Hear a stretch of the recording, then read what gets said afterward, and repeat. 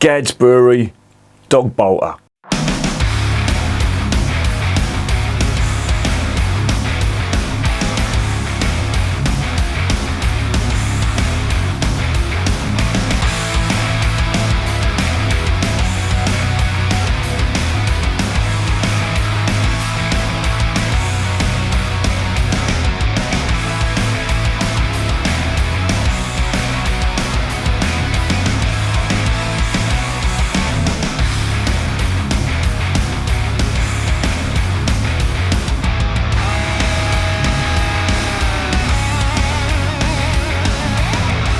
And remember, life is too short to be drinking shitty beer. Welcome to another edition of Bands, Bikes and Booze Reviews.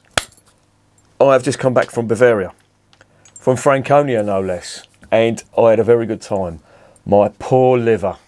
I've been off the beer for 2 days. I drank that much of beer out there and little fucking spirits as well. Jesus Christ, they got this stuff called Bloedvert, I think it is. I kept calling it Bloedvurst, which is fucking like a liver sausage. Don't ask me. It's like a nicer version of Jägermeister, if you can imagine that. It's Jägermeister without the bitterness and the harshness.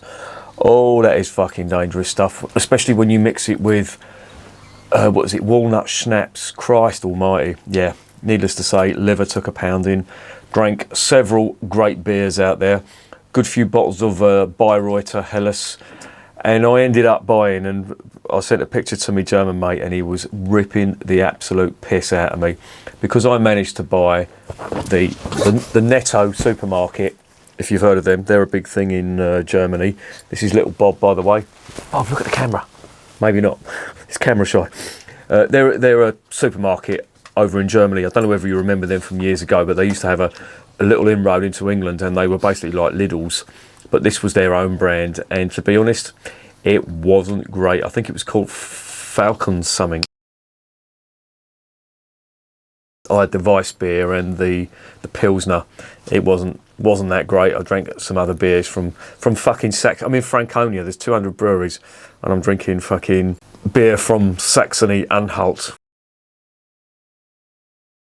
which, to be honest, wasn't great either, but there was a lot of Augustiner consumed, and it was absolutely heavenly.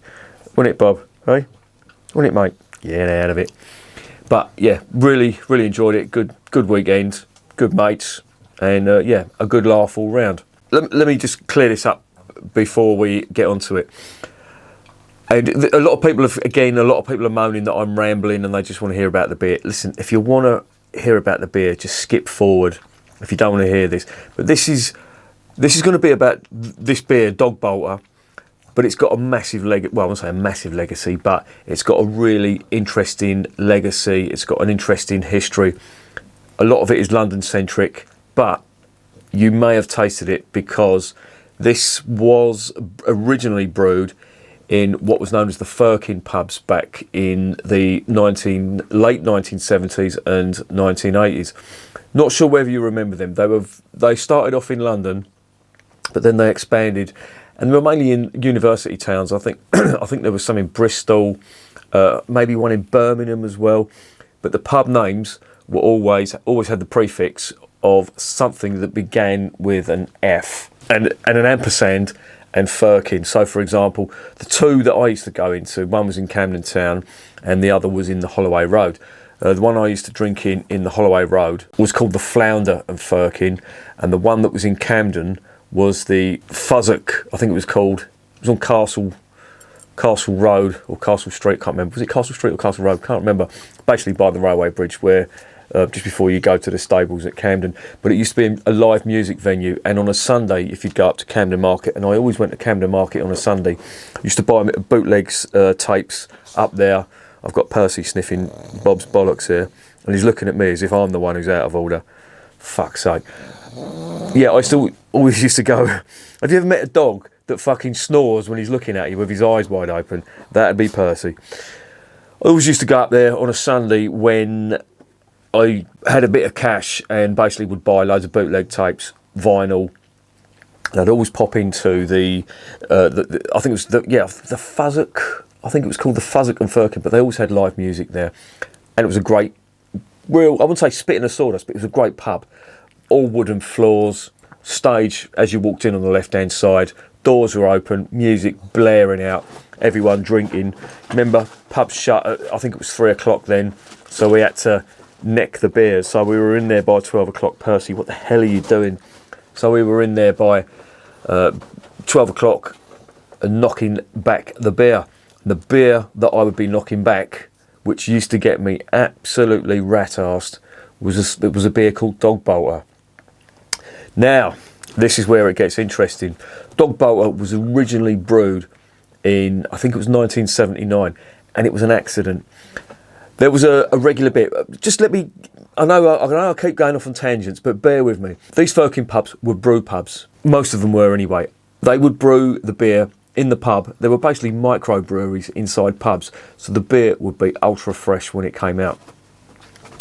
And they had a bitter, and the bitter was brewed obviously on the premises.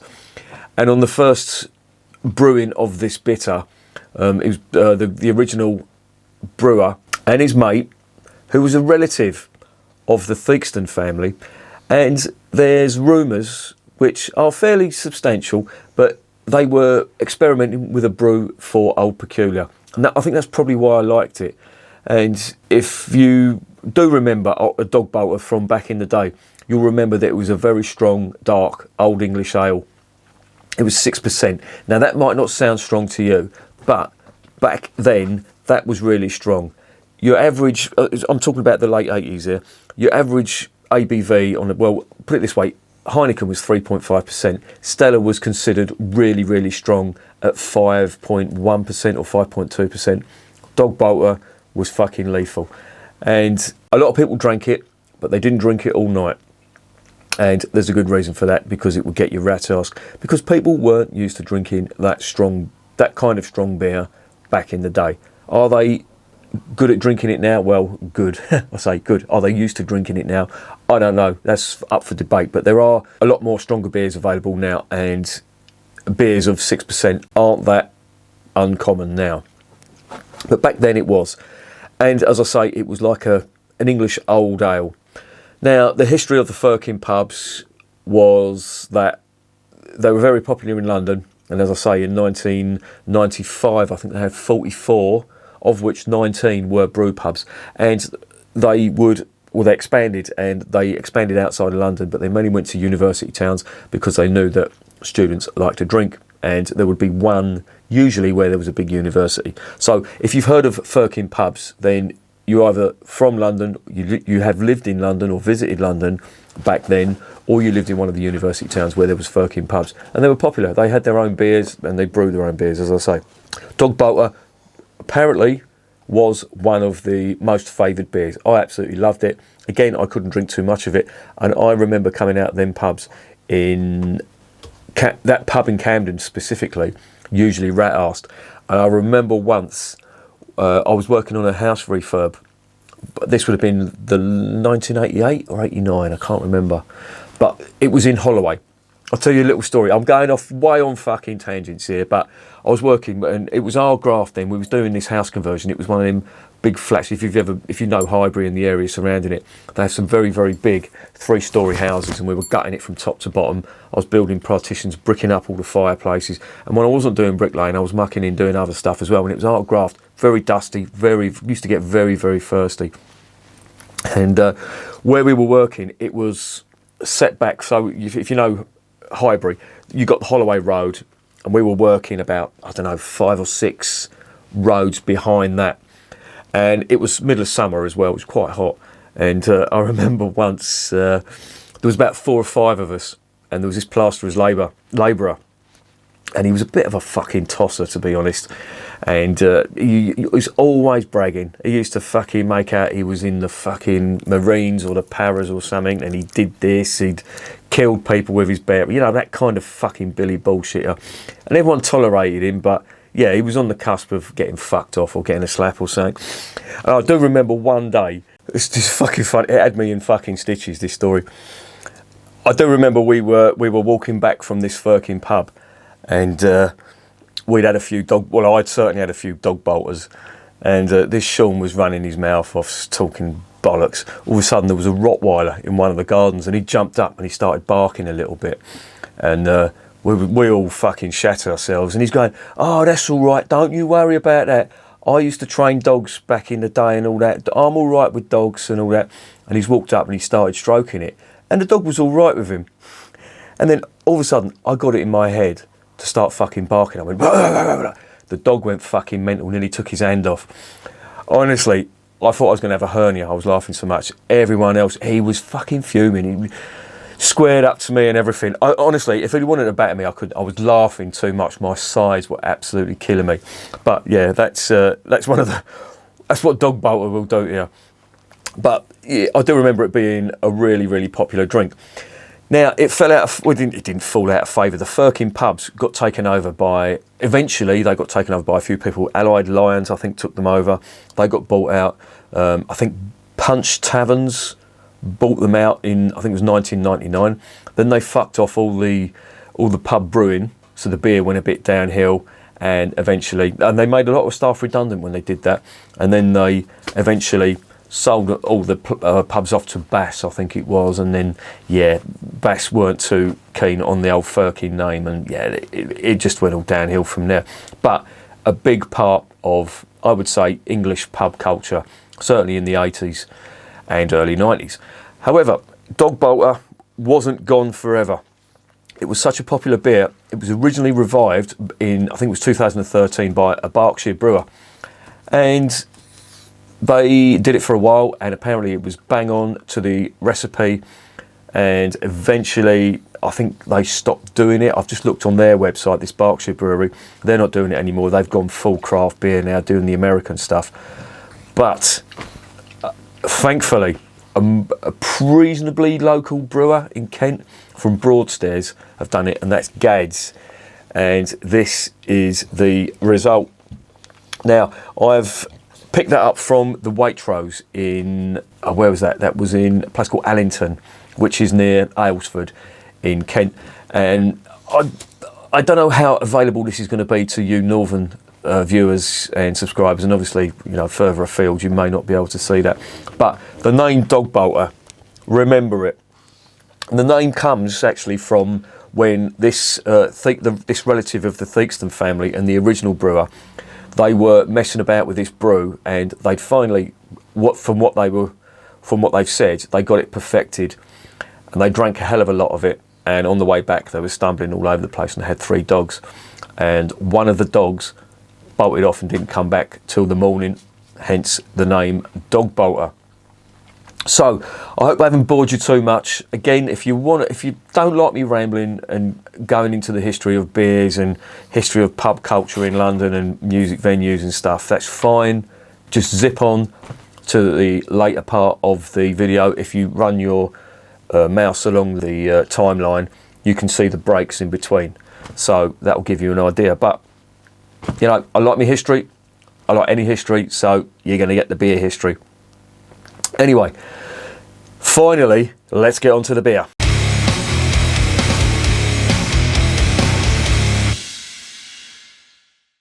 Right, this is a 500ml bottle.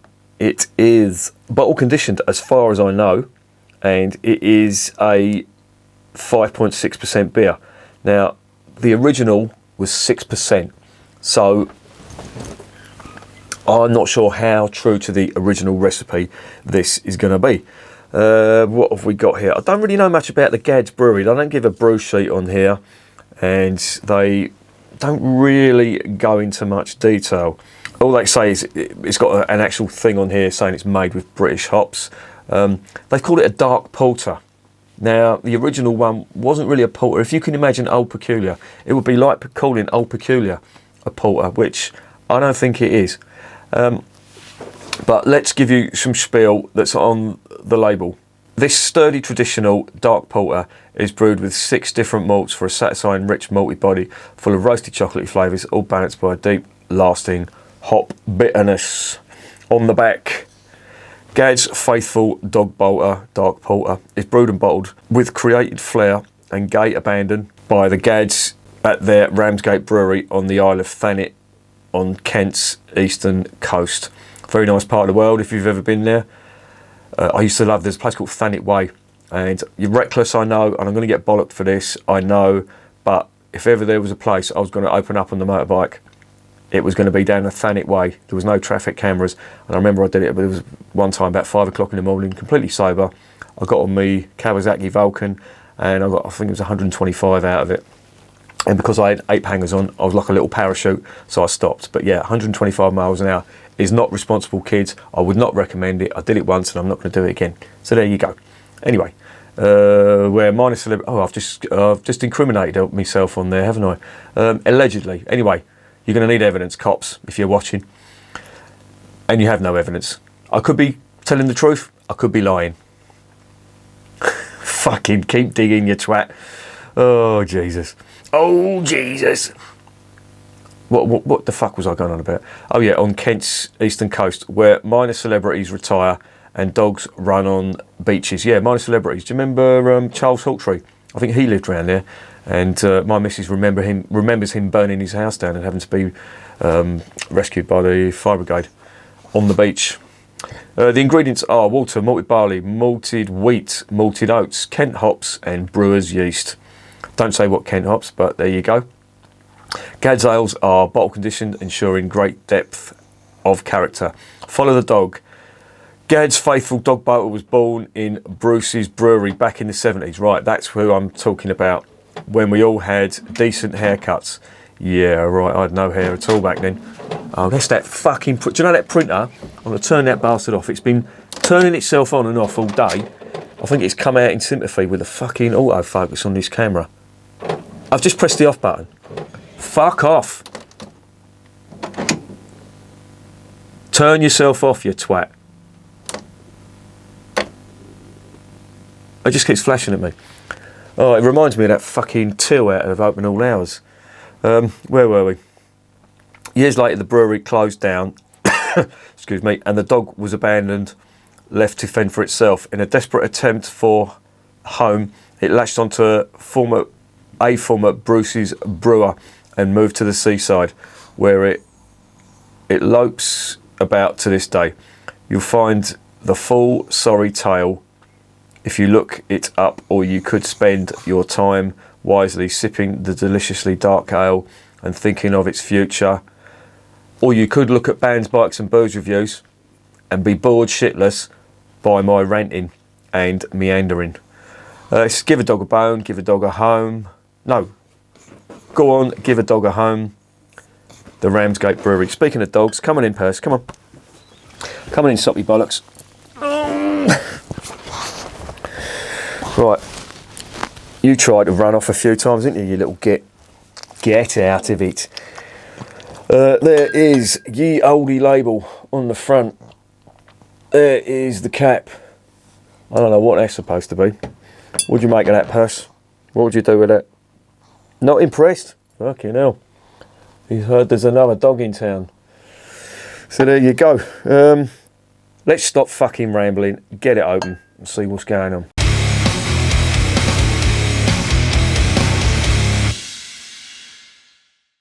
Right, Perce, you got to go down, mate, because you're... I'll go on in. If you behave nicely, you can sit there. You don't put your arse in my face like you normally do. Right. We'll get the glass. Get the bottle opener. And open the bottle. This is bottle condition. Blimey, you can smell that from here. Fucking hell. Autofocus, yes, finally. They saw what I'd done to the printer, so they thought, fucking hell, we better behave ourselves. Oh, that smells lovely. That does smell nice. I do declare.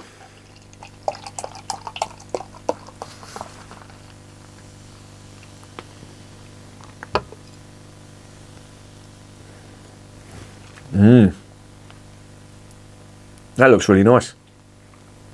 Can you see it? That is really dark. A very, very dark ruby. And this is the colour I remember it from back in the day. Oh, that smells gorgeous. Not like a porter, I will add. It's like, well, I'll take that back. There is an element of dark roasted malt in there. but there was a little bit of a sweetness to it as well, which is really nice. And I was saying sweet, there is a slight overtone of sourness to it as well. Not much, but it's nice. That could be the yeast, because this, as I say, this is bottle conditioned. Doesn't tell you not to pour the yeast in though. So in it shall go. Now there's wheat in here as well, so I imagine that's why the head retention is quite good. That looks lovely. That looks like a really nice pint.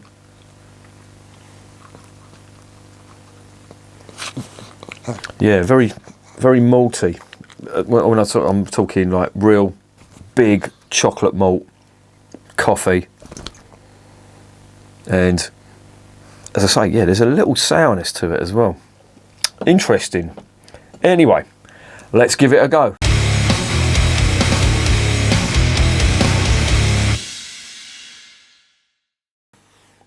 Bottoms up.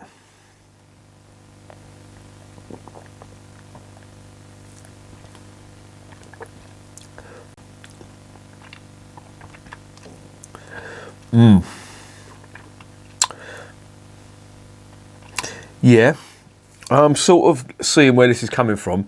It does taste a little bit like a porter, but oh, in there, dry finish. Oh, very dry finish on that. Let me dive in again.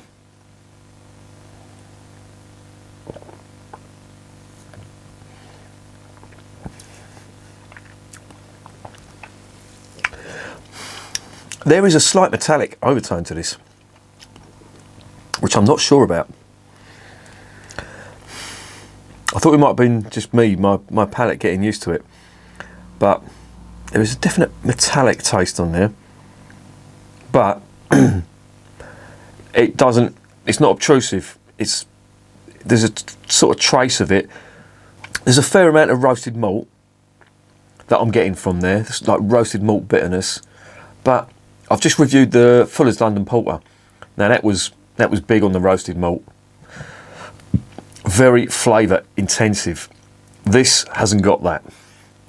And the body is slightly weaker as well.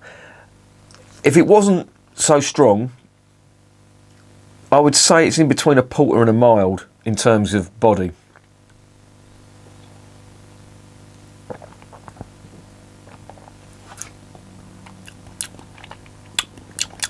I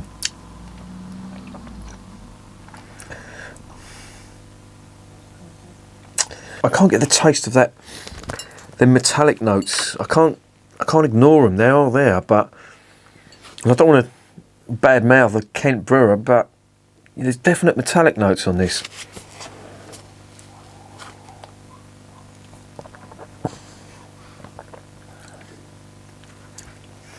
There's plenty of roasted malt, as I say. None of the bitter coffee or dark chocolate that I would expect from a decent porter. Certainly that was in abundance in the Fuller's Porter, London Porter I should say. But this, it just, I don't know, it's not really doing it for me, to be honest.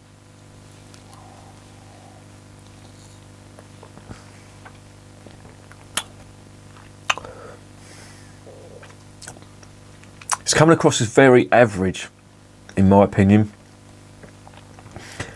And that's a real disappointment.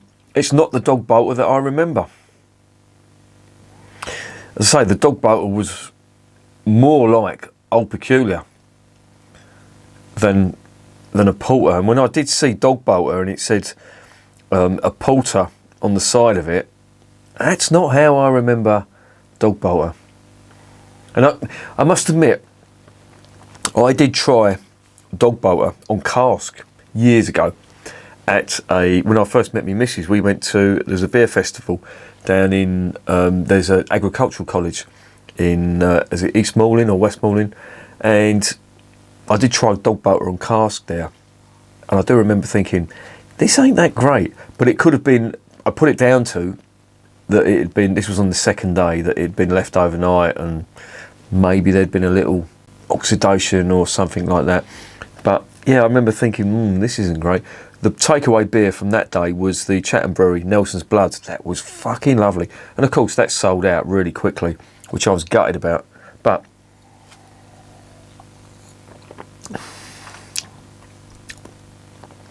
this stuff, I mean, it's calmed down now. Not getting, I don't know whether my palate's adjusted now, but I'm not getting them metallic notes as much. Maybe that was my palate trying to adjust. Got to remember, I've been fucking caning it all weekend. Yeah, them. It does smell. It actually does smell really nice now. That is a lovely aroma. Very like roasted malt, almost smoky to an extent, with a slight bitterness on it. It's like coffee, but the aroma, I would say, is better than the actual flavour.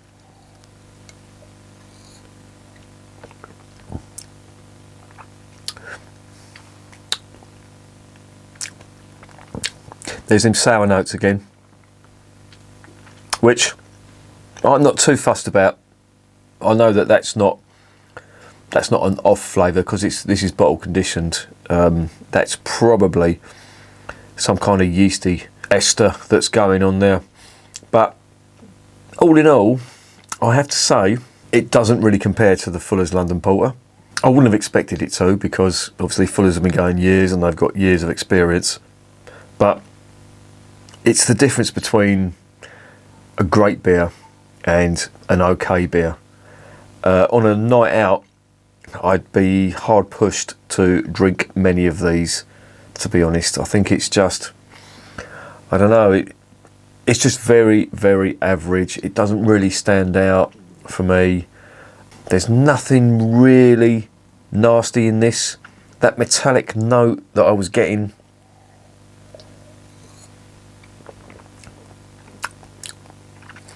I don't know what that was, but I don't appear to be getting that now. So I rescind what I said there about it being metallic. I think that was just my palate trying to adjust, and I'm not being bowled over by this. Certainly does smell nice. The aroma's lovely. That's almost like toasted bread, roasted malt, a little hint of chocolate,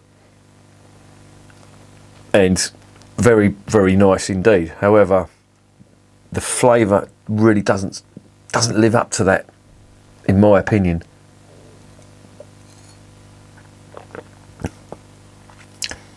There's no big finish on it. On the palate, there isn't really a big flavour experience. It's just, there is some stuff in there, don't get me wrong, but it's just not inspiring me. And I'm saying that, and I've fucking drank loads of it, and it's,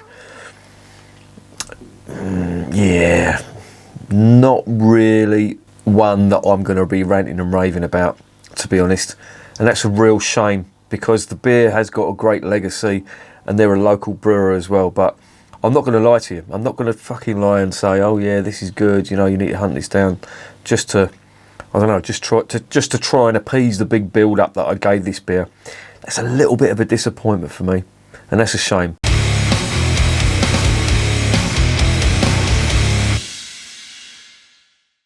So, what is the verdict on Gadds Brewery Dogbolter? Well, it's not the Dogbolter that I remember from years ago, I have to say. And I know I shouldn't try and compare beers from memory, and especially not that far back as well. I'm talking sort of 1980s now. But the reason I don't think it's the same, and it's not the beer that I remember, the ABV is different for starters. So I would question, I don't remember it being a porter either, or a stout. So I would question that that actually is the same recipe. So I just have to take it on its own merits. I'm not sure whether they've taken the name and just put their own twist on it and called it Dogbolter, which, I mean, it's good to keep the name going, I know, but if you're not going to brew the same beer, then that's a little bit misleading, in my opinion. Well, it's not a little bit, it's a lot misleading. And it's the reason I bought this, because I thought it was going to be the same. And I shouldn't have done, because, as I say, I've tried this before at that beer festival, and yeah, it's not doing anything wrong. Put it that way. It's not offensive. There's no nasties in that. It's just an okay porter, nothing special. And I think for that reason, I'm going to give it a 6.5 out of 10. Now, that might sound harsh, but I remember how good this beer was. And again, I'm probably contradicting what I've just said about not comparing beers from memory that far back, certainly. But I think they've just taken the name and tried to do something similar, and I think they've just fallen short. Old Peculiar is what the flavour I sort of remember from back in the day. I wouldn't say it's the same, but it was certainly sweeter, and I think it was more full-bodied as well. But yeah, they haven't really done it justice here, in my opinion. So for that reason, I'm going to give it a 6.5. Would I recommend it? Well, I'm going to say, first of all, I don't think you're going to be able to find this if you're living up north and all that. If you're living down south here, certainly in Kent, you may pick this up in a local Waitrose, or maybe at a beer festival. There's a few, well, it's beer festival season is over now, but you may find it. Wetherspoons may do it. I'm not sure. They've got a beer festival coming up soon, and you may find it if you're local to Kent. But yeah, I wouldn't go out your way to buy this, put it that way. And that's a shame, because that really was, it's part of a great British pub legacy. The old Firkin pubs, they were great, and sadly they are no more, like many a good thing from the 1980s. But there you go. So yeah, 6.5 is the best I'm going to do on that one. And yeah, if you can find it, give it a go. Please, I would love to know your opinions on it if you find it. I'd love to hear your stories about Firkin pubs, about drinking Dogbolter, if you did back in the day. Please put them in the comments. And remember, beer is working class champagne.